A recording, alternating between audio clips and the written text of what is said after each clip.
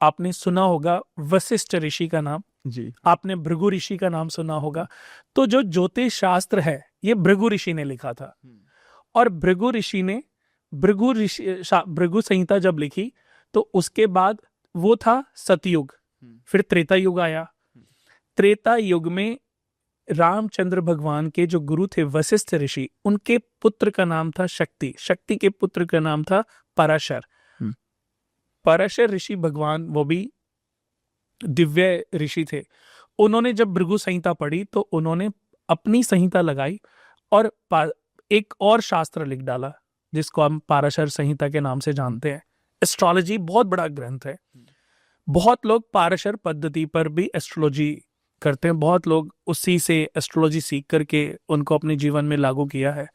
तो अलग अलग पद्धतियां, केपी पद्धति है, लाल किताब है, तो ये सब अलग अलग तरीके से ज्ञान अर्जित किए हैं और अपनी लाइफ में और लोगों की लाइफ में इंप्लीमेंट करने की लोग कोशिश कर रहे हैं। बट जो ये चीजें इकट्ठी करी हैं, जो ये लोग पढ़ाई कर रहे हैं, मैंने ये समझने की कोशिश करी कि एक ऋषि ने जब एक शास्त्र लिखा था तो दूसरे ऋषि ने उसमें चेंजेस क्यों किए। यानी कि मेरे परदादा जी जब लालटेन जलाते थे तो मैं आज लालटेन तो नहीं जलाता ना, मैं तो आज लाइट जलाता हूँ, बटन दबाया लाइट जल गई।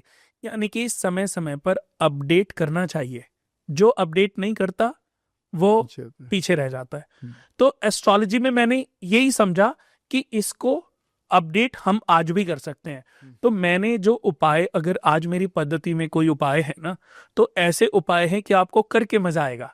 आपकी कुंडली में क्रुअल्टी ऋण दोष बना है, 10th घर में मंगल केतु का अंगारक दोष बना है, तो मेरा ये कहना है कि मंगल मजदूर हैं और केतु समझ लीजिए मछलियां। तो आपके हाथ से आपके वजन के बराबर आटा मैंने मछलियों के लिए गोलियां बनवा के दान करा दिया।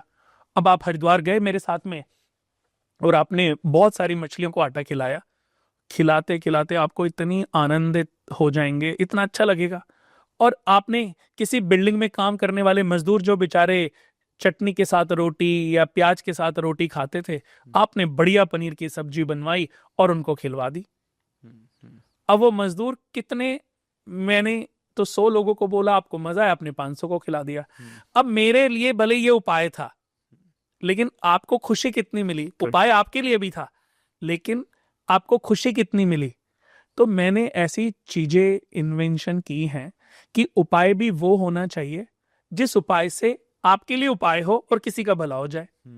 चलो करेगा नहीं करेगा एक अलग बात है, बट आपको दुख तो नहीं होगा, आपको बुरा तो नहीं लगेगा कि यार चल कोई बात नहीं, 100 लोगों को भगवान मुझे पैसे कितने दे रहा। हो सकता है भगवान पैसे भी इसीलिए दे रहा हो कि आपके भगवान ने अगर आपकी जर्नी लिखी है तो उसकी भी जर्नी लिखी होगी ना, कि उसकी जर्नी में उसका आपके हाथ से या आपके माध्यम से खाना खाना लिखा था। आज दुनिया में आपको बता दूं कितने बड़े बड़े क्लाइंट्स हमारे यहाँ, हजारों करोड़ के जो क्लाइंट्स हैं वो आते हैं, और जब वो ऐसा करते हैं ना, गौशाला मछलियों को चारा खिलाना, गौशाला में जाके गायों को चारा खिलाना, डॉग्स को खाना खिलाना।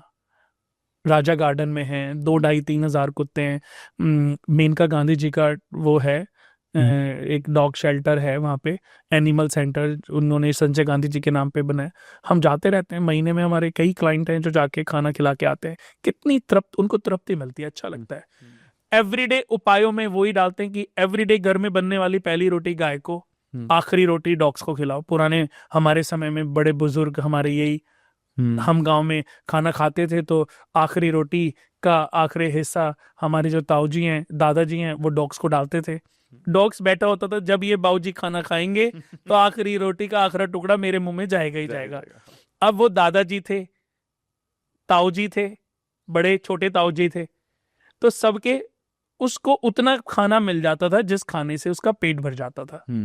तो वो उपाय समझ के नहीं करते थे। जब आप उपाय समझ के करते हो तो स्वार्थ है, जब आप बिना भाव के करते हो ना, तो ये भी आपके कर्मों में एक पुण्य की परिभाषा है कि आपके पुण्य को अपग्रेड करने का काम, क्योंकि आप तो निस्वार्थ भाव से कर रहे हो, आप तो अच्छी सोच के साथ कर रहे हो। तो मैंने अपने जीवन में अमित जी 10 सालों में यही समझा कि लोगों को सही रास्ते पर लेके जाओ, लोगों का कर्म ट्रैक पहले ठीक करो। लोगों का कर्म ट्रैक ठीक होगा, अपने आप उनकी चीजें ऐसी हो जाएंगी कि उनको उपायों को करने की आवश्यकता नहीं पड़ेगी। और समय बीतता है, फिर वो लोग कहते हैं कि कुणाल जी आपने ये चीजें बताई और मेरी लाइफ में बड़े अच्छे चेंजेस आ रहे हैं। अब मैंने सिर्फ उसके नेचर को चेंज किया।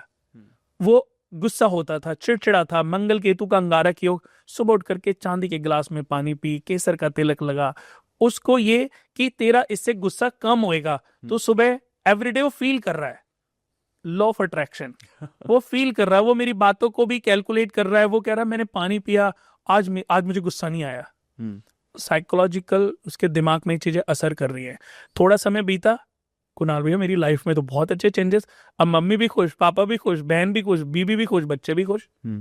एक आदमी से कितने लोग परेशान थे लेकिन अब घर के सब लोग खुश हैं। और इससे एक पॉजिटिविटी का संचार होने लगे। जब घर में नेगेटिविटी नहीं होगी, लड़ोगे झगड़ोगे नहीं, तो पॉजिटिविटी बढ़ेगी।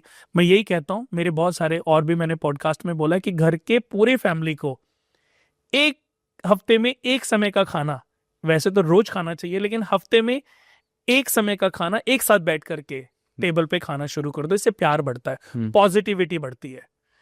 एक घर में एवरीडे आप बिजी हो, ऑफिस का काम है, बिजनेस का काम है, संडे छुट्टी है, सैटरडे छुट्टी है, साथ में बैठ करके आधा घंटा मंत्र चैंटिंग करो, आधा घंटा बैठ करके पूजा पाठ करो।